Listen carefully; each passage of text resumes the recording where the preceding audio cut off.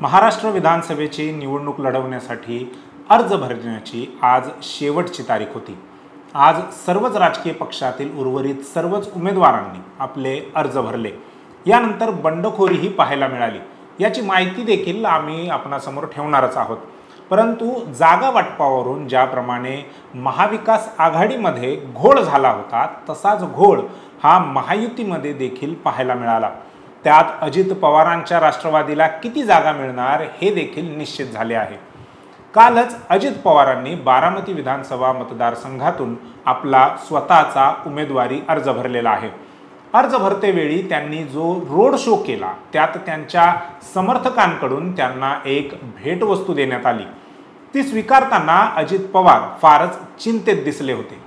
त्यांची चिंता इतकी होती, ती केवळ त्यांच्या चेहऱ्यावरच दिसली नाही, तर त्यांची संपूर्ण देहबोलीच बदलून गेली होती।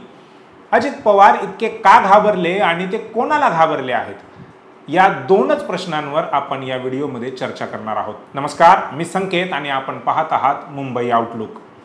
लोकसभा निवडणुकीच्या वेळी अजित पवारांनी बारामती मतदारसंघातून सुप्रिया सुळे यांच्या विरोधात आपल्या पत्नीस म्हणजेच सुनेत्रा पवारांना निवडणुकीच्या मैदानात उतरवले होते। अजित पवारांना तसे करण्यास भाजपने जबरदस्ती केली होती, अशी चर्चा सुनेत्रा पवारांच्या पराभवानंतर झाली होती। अजित पवारांनी देखील हे मान्य केले की सुप्रिया सुळेंच्या विरोधात सुनेत्रा पवारांना उमेदवारी देणे ही चूक होती। परंतु आता पुन्हा एकदा अजित पवार त्या चुकीची पुनरावृत्ती करतायत का, अशी चर्चा रंगू लागली आहे। बारामतीतून शरद पवारांच्या राष्ट्रवादीकडून युगेंद्र पवार, तर अजित पवारांच्या गटाकडून स्वतः अजित पवारच उमेदवार आहेत। आता ही निवडणूक हरल्यानंतर अजित पवार पुन्हा एकदा आपली चूक झाली हे सांगणार की नाही, किंवा जिंकून आल्यावर आपला निर्णय योग्य होता व यावेळी चूक मात्र शरद पवारांनी केली हे बोलून दाखवणार, याचे उत्तर 23 नोव्हेंबरला निवडणुकीचा निकाल आल्यानंतरच मिळेल। परंतु अर्ज भरण्यासाठी सोबत आलेल्या कार्यकर्त्यांनी अजित पवारांना त्यांचं नाव लिहिलेली एक पाटी भेट वस्तू म्हणून दिली। ती स्वीकारताना अजित पवारांच्या चेहऱ्याचा रंग चांगलाच उडालेला दिसला। जी नावाची पाटी अजित पवारांना देण्यात आली होती, त्यात माननीय अजित आनंदराव पवार मुख्यमंत्री महाराष्ट्र राज्य असं लिहिलेलं होतं।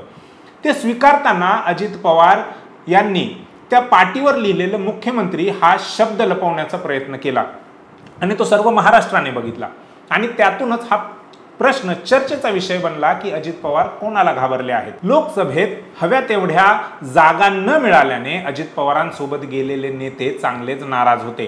त्यांच्या नाराजीचा सूर त्यांनी जाहीर सभेतून बोलवून दाखवला आणि विधानसभेत कमीत कमी 85 ते 90 जागा मिळाल्या पाहिजेत असा आग्रह अजित पवारांजवळ धरला। पण ज्यावेळी विधानसभेच्या जागा वाटपाची चर्चा सुरू झाली, त्यावेळी मात्र अजित पवारांना पूर्णपणे डावललं गेल्याचं दिसलं। त्यांना जिथे 85 ते 90 जागांची अपेक्षा होती, आतापर्यंत जाहीर झालेल्या 4थ्या यादीपर्यंत अजित पवार गटाने 51 उमेदवार निवडणुकीच्या मैदानात उतरवले आहेत। त्यामुळे 90 जागांची अपेक्षा करणारे अजित पवार केवळ मात्र 51 जागांवर समाधानी कसे राहिले, हा देखील एक प्रश्नच आहे। त्यामागे भाजपचे वरिष्ठ नेते व केंद्रीय गृहमंत्री अमित शहा आहेत असं म्हटलं जातंय। अजित पवारांनी शरद पवारांची साथ सोडल्यानंतर जी विधानं केली, त्यात त्यांनी स्पष्टच सांगितलं होतं की त्यांना मुख्यमंत्री बनायचं आहे, परंतु काका शरद पवारांसोबत राहून ते काही शक्य होत नाहीये। शरद पवार त्यांना केवळ उपमुख्यमंत्रीच बनवत आहेत आणि त्यांची गाडी तिथून काही पुढे जात नाहीये। असे असल्यामुळे व आपल्या समर्थकांची देखील अशीच इच्छा असल्यामुळे अजित पवारांनी काकांची साथ सोडल्याचे सांगितले होते। परंतु अमित शहांनी ज्याप्रमाणे मुख्यमंत्री एकनाथ शिंदेंच्या जागा कमी केल्या व दुसऱ्यांदा मुख्यमंत्री बनण्याची शक्यताही कमी केली, त्याचप्रमाणे त्यांनी अजित पवारांना देखील मुख्यमंत्री बनण्याचे स्वप्न बघू नका असा निर्वाणीचा इशारा दिला आहे। भाजपने आधीच घोषित केलंय की महायुतीत ज्या पक्षाच्या सर्वाधिक जागा निवडून येतील त्याच पक्षाचा मुख्यमंत्री बनणार आहे आणि महायुतीत सर्वाधिक जागा भाजपच लढत आहे।